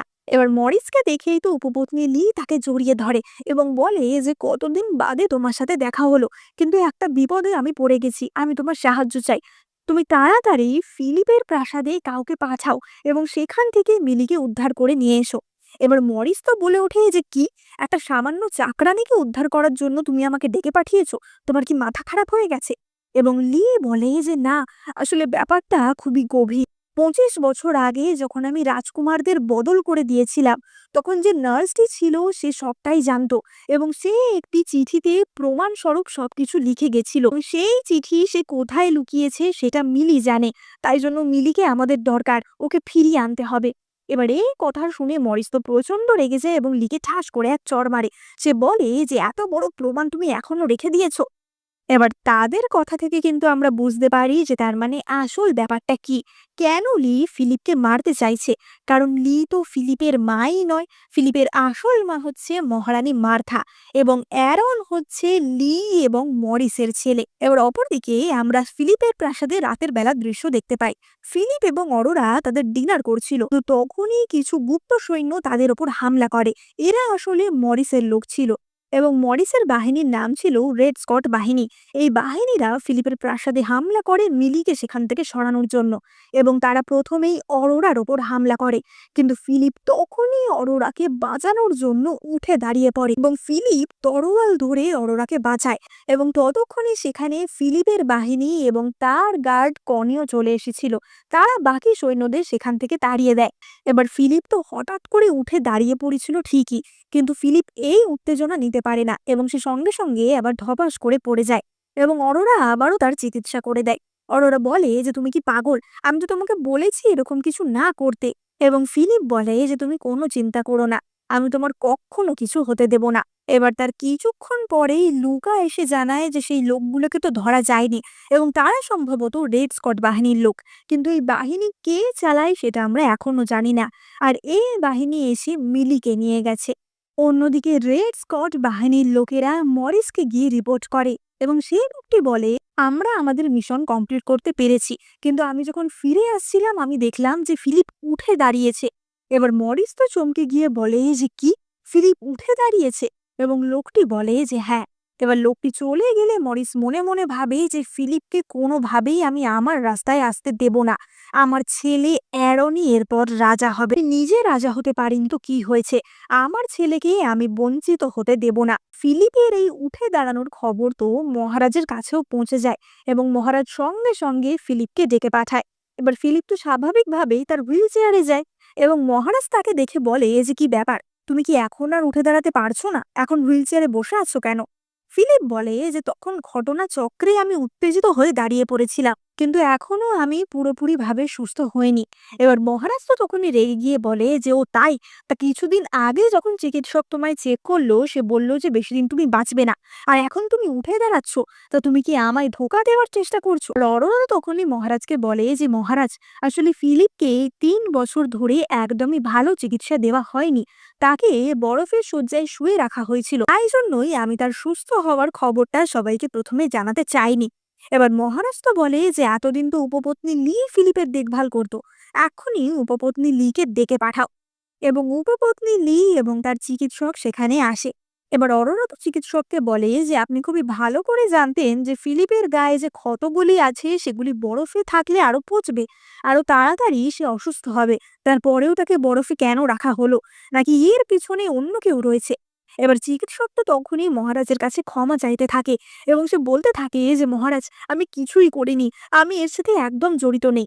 অরোরা বলে যে কিন্তু আপনি এটাও বলুন যে আপনাকে এসব কে করতে বলেছিল। এবং চিকিৎসক তখনই মিথ্যে করে বলে যে মহারাজ, আসলে আমারই রাজকুমার ফিলিপের ওপর ব্যক্তিগত রাগ ছিল। রাজকুমার ফিলিপের সাথে আমি একবার যুদ্ধে গেছিলাম এবং সেখানে রাজকুমার ফিলিপ আমার সাথে খারাপ ব্যবহার করেছিল, তাই বদলা নেওয়ার জন্যই আমি এমনটা করছিলাম। আসলে উপপত্নী লি আগে থেকেই এই সব কিছু চিকিৎসককে শিখিয়ে দিয়েছিল, যাতে সে নিজে না ফেঁসে যায়। এবার মহারাজ তো ফিলিপকে বলে যে ঠিক আছে, এবার তুমি গিয়ে রেস্ট করো। মহারাজ মনে মনে ভাবে যে ফিলিপ, এতদিন হয়তো সত্যিই আমি তোমাকে ভুলই বুঝেছিলাম, আর আমি তোমার ওপর কোনো রাগ নিয়ে থাকবো না, আমার স্বপ্নের কথা আমি ভুলে যাব। এবার অপরদিকে আমরা দেখতে পাই যুবরাজ অ্যারানকে। অ্যারানও তো খবর পায় যে ফিলিপ নাকি উঠে দাঁড়িয়েছিল, এবং অ্যারান এই কথা শুনে ভীষণই অবাক হয়। অ্যারান বুঝতে পারে যে তার মানে অরোরাই এইসব করছে, এবং অ্যারান বলে যে এক্ষুনি আমার সাথে অরোরার বাবার দেখা করা, এবং অ্যারান মার্কুইস লিওর সাথে দেখা করতে যায়। অ্যারন বলে যে আপনাদের মেয়ে যে আমার জন্য এত সমস্যা সৃষ্টি করবে সেটা তো আমি বুঝতে পারিনি, এসব কি করছে ও? মার্কুইস লিও বলে ওঠে যে আমরা তো সত্যিই জানতাম না যে অরোরার নাকি এইসব চিকিৎসা বিদ্যার ক্ষমতা রয়েছে। ও তো আগে এসব আমাদের সামনে কিছুই প্রকাশ করেনি। এবং লিও তার স্ত্রীর সাথে প্ল্যান করে যে যে করে হোক অরোরাকে সরাতেই হবে, কারণ অরোরাকে সরিয়ে তারা সিয়েনাকে রাজকুমারী বানাতে চায়, সিয়েনার সাথে তারা অ্যারনের বিয়ে দিতে চায়। তাই কিছুদিন পর যেদিনকে মহারানী মার্থার জন্ম, সেই দিনই তারা অরোরাকে ফাঁসানোর প্ল্যান করে। এবার অপরদিকে আমরা দেখতে পাই অরোরা এবং লুকাকে। লুকা বলে যে রাজকুমারী, আমরা খোঁজ নিয়ে দেখার চেষ্টা করছি যে আগের দিন যারা হামলা করেছিল তারা কোথায়। তারা সম্ভবত রেড স্কট দলেরই লোক, কিন্তু এই দলটা কে চালায় সেটা বোঝা যাচ্ছে না। কিন্তু সবাই বলা বলি করে যে এই দলটা নাকি বর্তমান মহারাজের ভাই মরিস চালায়। সে নিজে যেহেতু মহারাজ হতে পারেনি, তাই সে গোপনে গোপনে এই দলটা তৈরি করেছে, যাতে সে মহারাজের বিরুদ্ধে বিদ্রোহ করতে পারে। অরোরা বলে যে ঠিক আছে, তুমি ইনভেস্টিগেট করে ভালো করে দেখো যে এরা কারা। অরোরা মনে মনে ভাবে যে সবই তো বুঝলাম, কিন্তু মরিসের দল এত রিস্ক নিয়ে মিলিকে কেন উদ্ধার করে নিয়ে যাবে? মিলির সাথে তাদের কি সম্পর্ক? মিলি এমন কি গোপন রহস্য জানে? এবার আমরা দেখতে পাই যে সেই দিনই তাদের সাথে রাজকুমার ফ্রেড দেখা করতে এসেছিল। এবার ফ্রেড কিন্তু ফিলিপের একজন শুভাকাঙ্ক্ষী ছিল। এবার ফ্রেড তো অরোরার সাথে কথা বলছিল যে রাজকুমারী, তোমার কি মনে হয় ফিলিপের ওপর এই বারবার হামলা কারা করাচ্ছে? এবার ফ্রেডের সাথে কথা বলতে বলতেই অরোরা কিছু কথা জানতে পারে, এবং অরোরা জানতে পারে যে মহারানী মার্থা আর উপপত্নী লি, এরা দুজনে একদিনেই সন্তানের জন্ম দিয়েছিল, অর্থাৎ ফিলিপ এবং অ্যারনের একদিনেই জন্ম হয়। এবং এই কথা শুনে অরোরার কাছে অনেক জিনিসই পরিষ্কার হয়ে যায়। অরোরা মনে মনে যেটা সন্দেহ করছিল, সব প্রমাণই সেই দিকেই ইশারা করছিল। এবার আমরা মহারানীর জন্মদিনের ব্যাঙ্কুয়েটের দৃশ্য দেখতে পাই, যেখানে কিনা ফিলিপ অরোরা উপস্থিত ছিল, এবং তার সাথে মার্কুইস লিও, তার স্ত্রী এবং সিয়েনা উপস্থিত ছিল। এবার অ্যারন তো সেখানে এসেই মার্কুইস লিওকে জিজ্ঞাসা করে যে সবকিছু তৈরি তো, এবং মার্কুইস লিও বলে যে আপনি কোনো চিন্তা করবেন না, আমরা যা প্ল্যান আজকে করেছি তাতে ওকে আমরা সরিয়েই ছাড়বো। এবার অরোরা তো ওদের বুজুর বুজুর দেখেই বুঝতে পারে যে নিশ্চয়ই তার বিরুদ্ধেই কিছু একটা করা হচ্ছে। এবার মহারানী মার্থার জন্মদিনে সবাই এনজয় করছিল, চারিদিকে মিউজিক বাজছিল এবং খুবই সুন্দর একটি পরিবেশ তৈরি হয়েছিল। কিন্তু তখনই একজন সৈন্য ছুটতে ছুটতে এসে মহারাজকে বলে যে মহারাজ, আমাদের মাস্টার আপনার সাথে দেখা করতে চাইছে। মাস্টার অর্থাৎ বলা যেতে পারে যে সেই সাম্রাজ্যের ধর্মগুরু। এবার মহারাজ তো বলেন যে মাস্টার, কিন্তু তিনি তো অনেকদিন ধরে তপস্যা করছিলেন, হঠাৎ কি হলো?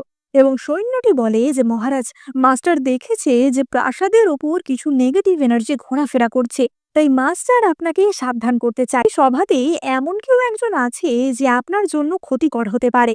এবার এই সব কথা শুনেই অরোরা বুঝে যায় যে তার মানে তাকে ফাঁসানোর জন্য এই প্ল্যান করা হয়েছে।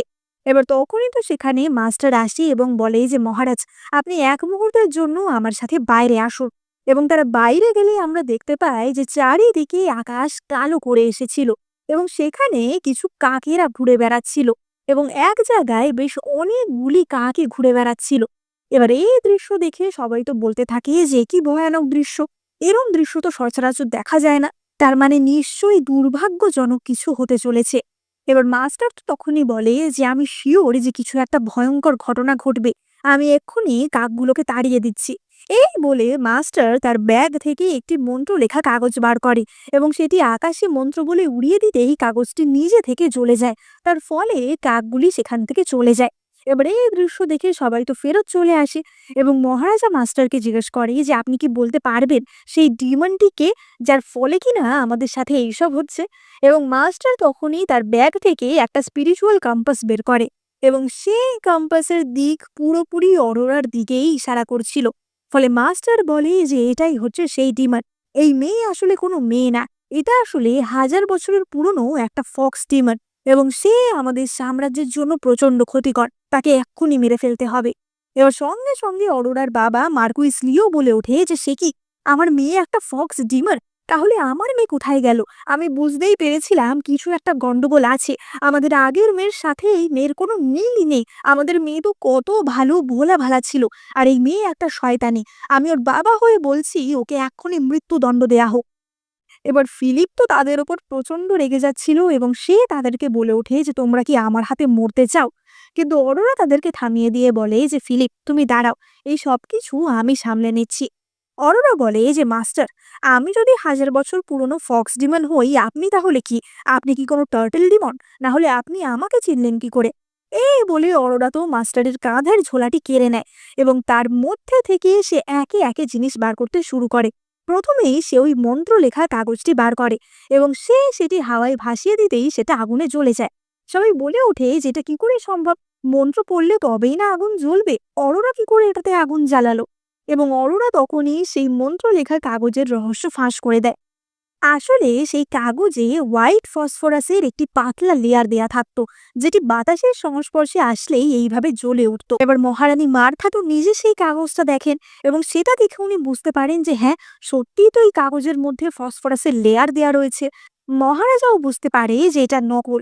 এবার অরোরা তো তখনই সেই কম্পাসটা বার করে এবং বলে যে এই কম্পাসটায় একটু গন্ডগোল করা আছে, কারণ এই কম্পাসের চারদিকে পারদের পাতলা প্রলেপ দেওয়া আছে। কাঁটাটা তুমি যার দিকে ইচ্ছা তার দিকেই স্থির করতে পারবে। এবং অরোরা সঙ্গে সঙ্গে দেখিয়ে দেয় যে কাঁটা তো সবার দিকেই থামছে, সুতরাং জিনিসটা যার হাতে রয়েছে তার উপরই ডিপেন্ড করছে যে সে কাকে দোষী বানাতে চায়। এবার অরোরা তো সঙ্গে সঙ্গে কাঁটাটা মাস্টারের দিকে থামিয়ে বলে যে তাহলে কি তুমিও আমার মতো ডিমানি? এবার সিয়েরা তখনই বলে ওঠে যে সবই তো বুঝলাম, কিন্তু বাইরে কাকগুলো তাহলে কি করছি সেটা তুমি কিভাবে এক্সপ্লেন করবে? অরোরা বলে যে বাহ, তুমি খুব বুদ্ধিমানের মতো প্রশ্ন করেছো। এবং অরোরা মাস্টারের ব্যাগ থেকে আরো দুটো শিশি বার করে। সেই একটা শিশিতে ছিল বিস্ট অ্যাট্রাক্টিং পাউডার, অর্থাৎ যে পাউডার রক্তের সাথে মিশিয়ে দিলে সেই পাউডারের গন্ধে যে কোনো অ্যানিমাল বা বিস্টরা চলে আসবে। এবং অপর শিশিতে ছিল এমন একটি পাউডার যা ওই অ্যানিমালকে ওই রক্তের কাছে আসতে দেবে না, অর্থাৎ কাকগুলি ওই গন্ধ শুকে সেখানে চলে তো এসেছিল, কিন্তু ওপরেই ঘোরাফেরা করছিল, তারা নিচে নামতে পারছিল না, অর্থাৎ পুরোটাই ছক করে করা হয়েছিল। এবার অরোরা তো সবার কাছে প্রমাণ করে দেয় যে এখানে তার কোনো দোষ নেই এবং মাস্টার সঙ্গে সঙ্গে বলে ওঠে যে মহারাজ, আমি আসলে এইসব কিছু করতে চাইনি, আমাকে মার্কুইস লিওই এইসব কিছু করতে বলেছে। সে পকেট থেকে কিছু টাকা বার করে বলে যে মার্কুইস লিও আমাকে এই ঘুষটা দিয়েছে, তাই জন্যই আমি এইসব কাজ করেছি। এবার সবাই তো বলে ওঠে যে হ্যাঁ, তাহলে তো মার্কুইস লিওর শাস্তি হওয়াই উচিত এবং মহারাজা সঙ্গে সঙ্গে মার্কুইস লিও এবং তার পরিবারকে জেল বন্দি করে। ওদিকে অ্যারন তো বুঝতে থাকে যে তাহলে তার এবারের প্ল্যানটাও সম্পূর্ণ ফেল করলো। এবার অরোরা তো তারপর জেরির চেক আপ করার জন্য আরেকবার জেরির সাথে দেখা করতে এসেছিল এবং অরোরা জেরির জন্য খুব কিউট একটা ললিপপও নিয়ে এসেছিল এবং আমরা দেখতে পাই যে জেরিও কিন্তু অরোরাকে খুব ভালোবাসতো। এবং মহারানী মার্থা তাদের এই দৃশ্য দেখে বেশ খুশি হন। মহারানী মার্থা বলেন যে তুমি জেরিকে এত ভালোবাসো, তাহলে তো এবার তোমাদের উচিত একটা বাচ্চা নিয়ে নেওয়া। এবং এই কথা শুনিয়ে অরোরা আর ফিলিপ তো দুজনেই লজ্জায় পড়ে যায়। এবার অপরদিকে আমরা রাজকুমার জুলিয়ান এবং তার মাকে দেখতে পাই। জুলিয়ানের মা তাকে বলে যে তোমার কি মনে হয় আজকে যে ঘটনাটা ঘটলো তারপর কি হবে? যতই হোক মার্কুইস লিও রাজকুমার অ্যারনের ডান হাত ছিল বলা যায়। মার্কুইস লিওকে এইভাবে বন্দি করা হলো, অ্যারন কি তাহলে অরোরাকে ছেড়ে দেবে? অরোরা কিন্তু খুবই কাজের মেয়ে আছে, তোমার উচিত অরোরার সাথে হাত মেলানো। এমনিও তো ফিলিপের রাজা হওয়ার কোনো চান্স নেই, কিন্তু তুমি যদি অরোরার সাথে হাত মিলিয়ে অ্যারনের বিরুদ্ধে ওকে কাজে লাগাতে পারো তাহলে তোমারই হেল্প হবে। এবার জুলিয়ান তো বলে যে কিন্তু অরোরা কি আমাকে সাহায্য করতে চাইবে? এবং জুলিয়ানের মা বলে যে সেই কাজ তুমি কি করে ওকে দিয়ে বার করাবে সেটা কিন্তু তোমাকে ভেবে নিতে হবে। জুলিয়ান বলে যে ঠিক আছে মা, আমি বুঝতে পারছি তুমি কি বলতে চাইছো। এবার জুলিয়ান তো অরোরাকে ডেকে পাঠায় দেখা করার জন্য, এবং অরোরা সেখানে যাওয়ার আগেই জুলিয়ান অরোরার ড্রিঙ্কে একটি ওষুধ মিশিয়ে রেখেছিল। সে চেয়েছিল সে অরোরার সাথে এমন কিছু করবে যাতে সে অরোরাকে পরে ব্ল্যাকমেইল করতে পারে, অরোরাকে নিজের কাজে ব্যবহার করতে পারে। এবার অরোরা একটি শুঁড়িখানা বা একটি রেস্টুরেন্টে জুলিয়ানের সাথে দেখা করতে গেছিল। এবার জুলিয়ান তো অরোরাকে বলে যে আমি তোমাকে একটা কথা বলতে এখানে ডেকেছি। আসলে ফিলিপকে আমারই দাদা যুবরাজ অ্যারন মারতে চেয়েছিল। অরোরা তো বলে যে ও তাই? তো তোমার কাছে কি কোনো প্রমাণ আছে? প্রমাণ ছাড়া তুমি কি খালি গল্প করতে আমাকে এখানে ডেকে পাঠিয়েছো? জুলিয়ান বলতে থাকে যে ওরা দুজন একই দিনে জন্মেছে, ওরা সমবয়সী, কিন্তু তারপরেও ফিলিপ অ্যারনের থেকে সব দিক থেকে অনেক এগিয়ে। যুদ্ধবিদ্যা বা লোকের মাঝখানে ফেমাস হওয়া বলো, সব দিক থেকেই লোকেরা ফিলিপকে বেশি পছন্দ করে। তাই জন্য অ্যারন তাকে সবসময় হিংসা করত। তাই অ্যারনই ফিলিপকে মারার চেষ্টা করেছিল। এবার অরোরা তো বলে ওঠে যে এই সব তো তোমার মুখের কথা, তোমার কাছে কি কোনো প্রমাণ আছে নাকি সেটা বলো। এবার জুলিয়ান তো সঙ্গে সঙ্গে বলে ওঠে যে আমি বলছি সেটা কি বিশ্বাসযোগ্য হচ্ছে না, এবং অরোরা তার মুখে সেই ড্রিঙ্ক ছিটিয়ে দিয়ে বলে যে না, হচ্ছে না। জুলিয়ান বলে ওঠে যে ফিলিপের এখন এমনিতেও কোনো ক্ষমতা নেই, আমি কেবল একমাত্র এই অবস্থায় তোমায় প্রোটেক্ট করতে পারবো। এমনিও অ্যারন তোমাকে মারতেই চায়। অরোরা বলে যে আমাকে প্রোটেক্ট করার জন্য আমার তোমাকে দরকার নেই। এবং জুলিয়ান তো তখনই অরোরার দিকে তেড়ে আসছিল, কিন্তু অরোরা তখনই তার মুখের সামনে একটি পাউডার উড়িয়ে দেয়, যে পাউডারের গন্ধে জুলিয়ান সেখানেই অজ্ঞান হয়ে পড়ে যায়। এবং অরোরা তো তখনই বলে ওঠে যে কনি, তুমি ছাদে লুকিয়ে কি করছো? এখনই নেমে এসো। অর্থাৎ আমরা বুঝতে পারি যে আগে থেকেই ফিলিপ কনিকে এখানে পাঠিয়ে দিয়েছিল অরোরাকে গার্ড করার জন্য। কনি বলে যে কিন্তু আপনি কি করে জানলেন যে আমি এখানে লুকিয়ে আছি? অরোরা বলে যে আমি তো নিজের স্বামীকে চিনি, তাই জন্য ভালোভাবেই বুঝতে পেরেছি। এবার অরোরা তো কনিকে বলে যে তুমি জুলিয়ানকে ভালো করে পেটাও, এবং কনি তো জুলিয়ানকে খুব পেটায়। অরোরা বলে এটা ছিল আমাদের প্ল্যানের প্রথম স্টেপ, এবার দ্বিতীয় স্টেপটা আমি তোমাকে বলছি। এই বলে অরোরা কনিকে কানে কানে কিছু কথা বলে। এবার অরোরা তো বলে যে এক্ষুনি তুমি জুলিয়ানের দেহটা নিয়ে জানলা দিয়ে ফেলে দেবে। এবার কনি যখন জানলার দিকে যায় তখনই অরোরা চেঁচাতে শুরু করে যে কে আছো, বাঁচাও, ওখানে রাজকুমারের ওপর হামলা হচ্ছে। এবার রাজকুমারের গার্ডেরা যতক্ষণে সেখানে আসে, কনি তো ততক্ষণে জুলিয়ানকে জানলা দিয়ে বাইরে ফেলে দেয়। এবার বাইরে ফেলে দেওয়ার ফলে আশেপাশে বাজারের দিকে যে সমস্ত লোকজনেরা ছিল সবাই দেখতে পায় যে কিভাবে জুলিয়ান সেখানে ক্ষত বিক্ষত অবস্থায় পড়ে আছে। এবার জুলিয়ানের গার্ডটি তো বলতে থাকে যে এরকম রাজকুমারের সাথে কে করলো, কার এত বড় সাহস। এবং তখনই অরোরা ভিড়ের মধ্যে এসে বলে যে মা, রাজকুমারের এমন অবস্থা, আমি যতদূর শুনছি রেড স্কট টিমের লোকেরাই এমনটা করেছে, ওরাই লোক পাঠিয়েছিল রাজকুমারকে মারার জন্য। আসলে অরোরা তো ডাইরেক্টলি বুঝতে পারছিল না যে এই রেড স্কট টিম কে চালায়, তাই অরোরা অন্যভাবে কাজটা হাসিল করার জন্য এইসব কথা বলছিল। তারা তো বলতে থাকে যে আগের দিন ফিলিপের বাড়িতেও এই দলই হামলা করেছিল, আজকে আবার জুলিয়ানের ওপর হামলা করলো। এই দলকে তো যে করে হোক খুঁজে বার করতেই হবে। সাধারণ লোকেরা বলতে থাকে যে সত্যিই তো, যুবরাজ তাহলে বসে বসে কি ঘাস কাটছে? এইভাবে একের পর এক হামলা হয়ে যাচ্ছে, যুবরাজ তাহলে যুবরাজ হওয়ারই যোগ্য না। এবং এইসব সন্দেহের তীর এবং এইসব অ্যাকিউজেশনের তীর তখন অ্যারনের দিকে ঘুরে যায়। অরোরা বলে যে এই অ্যাকুইজিশন যখন অ্যারনের ওপর পড়বে তখন অ্যারন নিজেই খুঁজে বার করবে যে এই রেড স্কট টিম কারা চালাচ্ছে। এবার অপরদিকে জুলিয়ানের এইরকম অবস্থা দেখে জুলিয়ানের মা তো মহারাজের কাছে নালিশ করে, এবং মহারাজ ফিলিপ এবং অরোরাকে ডেকে পাঠান। মহারাজ বলে যে জুলিয়ানের এই অবস্থা হওয়ার আগে তুমি কিন্তু ওর সাথে ছিলে, আর তুমি বলছো যে তুমি কিছুই জানো না, কিছুই দেখতে পাওনি। এবার অরোরা তো বলে ওঠে যে মহারাজ, আমার তো ওখানে গিয়েই প্রায় মাথা ঘুরে গেছিল, ওখানে যে তারপর কি হয়েছে আমি কিছুই বুঝতে পারিনি। আমিও তো পুরোই পাজল হয়ে গেছি যে এমনটা ওনার সাথে কি করে হলো। এবার সঙ্গে সঙ্গে জুলিয়ানের মা অরোরাকে ঠাস করে এক চড় মারতে আসছিল যে মিথ্যে কথা বলার জায়গা পাও না, কিন্তু সেই হাতটা ফিলিপ ধরে নেয়। ফিলিপ বলে যে এটা আমার স্ত্রী, আমার স্ত্রীর গায়ে হাত দেওয়ার একদম চেষ্টা করবে না। এবার মহারাজ তো তখন সেখানে অ্যারনকেও ডেকে পাঠান এবং বলেন যে অ্যারন, তোমাকে এই সাম্রাজ্যের সব দিক দেখভাল করা সুরক্ষার দায়িত্ব দেওয়া হয়েছে। তুমি থাকতেও এইভাবে একের পর এক রাজকুমারের ওপর কিভাবে আক্রমণ হচ্ছে, তাহলে সাধারণ মানুষরা কিভাবে বাঁচবে?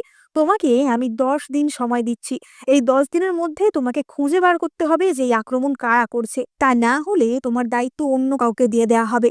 এবার অ্যারন তো বুঝতে পারে যে এই সব কিছুর পিছনে কোনো না কোনোভাবে অরোরা জড়িত রয়েছে এবং অ্যারন সেখান থেকে রেগে মেগে বেরিয়ে যায়। অরোরা লুকাকে বলে যে অ্যারনের ওপর নজর রাখতে। এবার কিছুদিনের মধ্যেই অ্যারন তো খুঁজে বার করে যে এই রেড স্কট কারা চালাচ্ছে এবং লুকা সেই খবর অরোরার কাছে নিয়ে আসে। লুকা বলে যে রাজকুমারী, অ্যারন কিন্তু জানতে পেরে গেছে রেড স্কট কারা চালাচ্ছে এবং সে সেখানে হামলা করবে, সুতরাং সেখানে আমাদেরকেও যেতে হবে। এবং অরোরা লুকিয়ে লুকিয়ে সেখানের উদ্দেশ্যে বেরিয়ে যায়। এবার অরোরা যে সেখানে যাচ্ছে সেটা তো ফিলিপ জানতো না এবং সেই খবর কনি ফিলিপকে দেয়। কনি বলে এই যে মাস্টার, রাজকুমারী গুপ্ত দরজা দিয়ে সেদিকে বেরিয়ে গেছে, তাহলে আমি কি ওনাকে ফলো করব? এবং তখনই ফিলিপ উঠে দাঁড়ায় এবং সে উঠে দাঁড়িয়ে বলে যে তোমার সাথে আমিও যাব। আসলে ফিলিপ এতদিনে সুস্থ হয়েই গেছিল। এবার অপরদিকে আমরা দেখতে পাই যে অরোরা তো রেড স্কটদের গুপ্ত যে জায়গা বা ঘাঁটি ছিল সেখানে পৌঁছে যায় এবং সেখানে ততক্ষণে অ্যারনের বাহিনীরা সেই রেড স্কট বাহিনীকে হত্যা করছিল। এবার সেই সব যুদ্ধ শান্ত হলেই অরোরা ভেতর দিকে রওনা দেয়, যেখানে কিনা তারা মিলিকে ধরে রেখেছিল। কারণ অরোরা জানতো যে এই মিলি জানে আসল গোপন রহস্যটা কি। অরোরা বলে যে মিলি, আমি জানি তুমি কিছু একটা গোপন সিক্রেট জানো, সেটা কি সেটা আমাকে বলে দাও। এমনিও এতদিন উপপত্নী লি তোমাকে ব্যবহার করেছে, আমি যদি তোমাকে কিছু নাও করি উপপত্নী লি কিন্তু তোমাকে বাঁচতে দেবে। আমি তোমাকে কথা দিচ্ছি আমি তোমাকে মারবো না, আমাকে সত্যিটা বলো। এবং মিলি তখনই সত্যি কথাটা বলে দেয়। মিলি বলে যে ফিলিপ আর অ্যারনের যখন জন্ম হয়েছিল তখন যে নার্সটি ছিল সে একমাত্র সবকিছু সত্যি কথা জানতো এবং সে সেই কথা চিঠিতে লিখে রাজপ্রাসাদের একটি গাছের তলায় পুঁতে দিয়ে গেছিল। সেই চিঠি হচ্ছে একমাত্র প্রমাণ এটা বলার যে ফিলিপই আসল যুবরাজ, অ্যারন নয়। এবার এই কথাটা জানার পরই অরোরা লুকাকে বলে যে ওকে এক্ষুনি মেরে দাও। মিলি তো বলে ওঠে যে কিন্তু তুমি তো আমাকে কথা দিয়েছিলে যে আমাকে মারবে না। এবং অরোরা বলে যে আমি তোমাকে কথা দিয়েছিলাম যে আমি তোমাকে মারবো না, কিন্তু অন্য কাউকে দিয়ে তোমাকে মারাবো না সেই কথা তো দিইনি। এবং মিলি তো সেখানেই মারা যায়। ওদিকে মরিসের কাছেও খবর পৌঁছে যায় যে সে এতদিন ধরে যে সৈন্যদল গড়ে তুলছিল তার ঘাঁটি তো একদমই ছাড়খাড় করে দেওয়া হয়েছে এবং মরিস প্রচন্ড রেগে যায়। মরিস বলে ওঠে যে এক্ষুনি উপপত্নী লিকে খবর দাও, আমি ওর সাথে দেখা করতে চাই। এবার অপর দিকে আমরা ফিলিপ এবং অরোরাকে দেখতে পাই। অরোরা তো সেই গাছের তলা থেকে চিঠিটি খুঁড়ে বার করেছিল, অর্থাৎ যে চিঠিটা কিনে একমাত্র প্রমাণ যে মার্থাই হচ্ছে ফিলিপের মা। এবং সেই চিঠিটা অরোরা ফিলিপকে দেখায়। এবার চিঠি দেখে তো ফিলিপের পায়ের তলা থেকে মাটি একদম সরে যায়। অরোরা তাকে সান্ত্বনা দিয়ে বলে যে ফিলিপ, অ্যাটলিস্ট আমরা এখন সত্যিটা তো জানি, আর তোমাকে এই উপপত্তি লিয়ের অত্যাচার সহ্য করতে হবে না। এবং ফিলিপ বলে যে অরোরা, তোমাকে ধন্যবাদ, তুমি না থাকলে আমি কোনোদিন সত্যিটা জানতেই পারতাম না। অরোরা তো সঙ্গে সঙ্গে বলে যে ফিলিপ, রাজপ্রাসাদে চলো, আমাদের মহারানী মার্থাকে সত্যিটা জানাতে হবে। কিন্তু ফিলিপ তো একটু ভয়ই পাচ্ছিল যে মহারানী মার্থা কি রিয়াক্ট করবে। এবং অরোরা বলে যে তুমি ভয় পেও না, মহারানী মার্থা তোমাকে সত্যিই ভালোবাসে। এবং তারা মহারানী মার্থার সাথে দেখা করতে আসে। এবার মহারানী মার্থা তো দেখে ফিলিপ তখন নিজের পায়ে হাঁটতে পারছিল এবং মহারানী তা দেখে ভীষণই খুশি। মানে সত্যিটা না জানলেও মার্থা এবং ফিলিপের মধ্যে একটা রক্তের টান কিন্তু ছিল। এবার ফিলিপ তো তখনই তার সামনে বসে পড়ে বলে যে মা, আমার তোমাকে কিছু বলার আছে। এবার অরোরা তো তখনই বলে যে মহারানী, ফিলিপ আপনার ছেলে। এবার মার্থা তো বলে যে হ্যাঁ নিঃসন্দেহে, ও তো আমার ছেলেরই মতো, যতই হোক ও একজন রাজকুমার। এবং অরোরা বলে যে না, ফিলিপ সত্যিই আপনার ছেলে, ওই আপনার আসল ছেলে। এবং অরোরা মহারানীকে সেই চিঠিটা দেখায়। এবার চিঠি দেখে তো মহারানীরও মাথা খারাপ হয়ে যায় এবং মহারানীও বুঝতে পারে যে এতদিন উপপত্নী লি এমন ব্যবহার কেন করত, কেন সে ফিলিপকে ছেড়ে অ্যারনকে বেশি ভালোবাসতো। এবং মহারানী মার্থা সত্যিটা জানতে পেরে আসলেই ভীষণ খুশি হয়, কারণ তিনিও তো এতদিন ফিলিপকে ভীষণই ভালোবাসতে। ওর মহারানী বলে যে আমি সবই বুঝতে পারছি, কিন্তু আমি একটা জিনিস বুঝতে পারছি না, যে বাচ্চাটা বদল করার কি বা দরকার ছিল। অ্যারন যদি উপপত্নী লিয়ের সন্তানও হয় তবেও তো সেই রাজকুমার, ফিলিপের জায়গায় তারও তো সুযোগ ছিল পরবর্তী রাজা হওয়ার। ফিলিপই যে রাজা হতো এমন তো কোনো কথা নেই। এবং তখনই অরোরা আসল সত্যিটা বলে অরোরা বলে যে অ্যারন আসলে কোনো রাজকুমার নয়, কারণ সে মহারাজের ছেলেই নয়, সে উপপত্নী লি এবং মহারাজের ভাই মরিসের ছেলে। এবার এই কথা শুনে মহারানীর তো মাথা খারাপ হয়ে যায় এবং মহারানী বলে যে এক্ষুনি মহারাজকে গিয়ে সবটা সত্যি বলতে হবে। কিন্তু অরোরা তাকে থামিয়ে বলে যে না মহারানী, আমাদেরকে ওদের হাতে নাতে ধরতে হবে, তা না হলে আবারও প্রমাণের অভাবে ওরা পালিয়ে যাবে। মহারানী মার্থা বলে যে তাহলে তুমিই বলো আমরা কি করব। এবং তখনই অরোরা বলে যে মরিস একটুখানি বাজে সিচুয়েশনে রয়েছে, সুতরাং সে যে কোনোভাবেই লিয়ের সাথে দেখা করার চেষ্টা করবে। আপনি কালকে সারাদিন লিকে ব্যস্ত রাখবেন, যাতে সে কোনোভাবে অন্য কারোর সাথে দেখা করতে না পারে। সবসময় আপনার চোখে চোখে রাখবেন। ফলে যখনই লি মরিসের সাথে দেখা করতে যাবে কোনো না কোনো অজুহাতে, তখন আমরা বুঝতে পারবো এবং তাকে আমরা হাতে নাতে ধরতে পারবো। এবার আমরা দেখতে পাই যে মরিস তো লিয়ের সাথে যোগাযোগ করার চেষ্টা করছিল, কিন্তু করতে পারছিল না।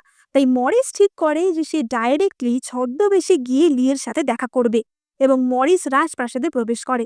ওদিকে প্ল্যান অনুযায়ী মহারানী মার্থা তো লিকে অন্য কাজে ফাঁসিয়ে রেখেছিল, কিন্তু সেই কাজের মাঝখানে লি অজুহাত দিয়ে বলে যে আমার মাথাটা খুব ব্যথা করছে, আমি কি একটু রেস্ট নিতে পারি? এবং মহারানী মার্থা বলেন যে হ্যাঁ যাও, তুমি রেস্ট নাও। কিন্তু তারা তো বুঝেই গেছিল যে এটাই হচ্ছে তার আসল সুযোগ। তার লি এখন মরিসের সাথে দেখা করতে যাবে। আমরা দেখতে পাই যে লি আর মরিস তো তাদের ঘরে ঢুকে লুকিয়ে লুকিয়ে কথা বলছিল এবং তাদের পাহারা দিচ্ছিল রং। কিন্তু তখনই মহারানীর একজন দাসী রঙের মাথায় পাথর মেরে তাকে অজ্ঞান করে দেয়।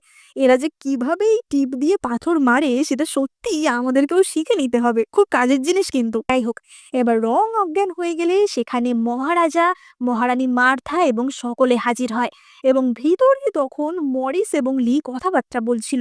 মরিস লিকে একটি বিষের বোতল দিয়ে বলে যে অনেক দেরি হয়ে গেছে, এবার আমাদের যা করার তাড়াতাড়ি করতে হবে। এতদিন ধরে তুমি মহারাজকে স্লো পয়জনিং করছো, কিন্তু এবার পুরো বিষটাই তাকে খাইয়ে দিতে হবে যাতে সে মরে যায়। অ্যারনকে তাড়াতাড়ি রাজা বানাতে হবে। এবার তখনই সেখানে দরজা খুলে মহারাজা ঢুকে পড়ে এবং মহারাজা তো তাদের একসাথে ধরে ফেলে। মহারাজা মরিসকে বলে যে মরিস, তুমি আমার নিজের ভাই আর উপপত্নী লি, তুমি।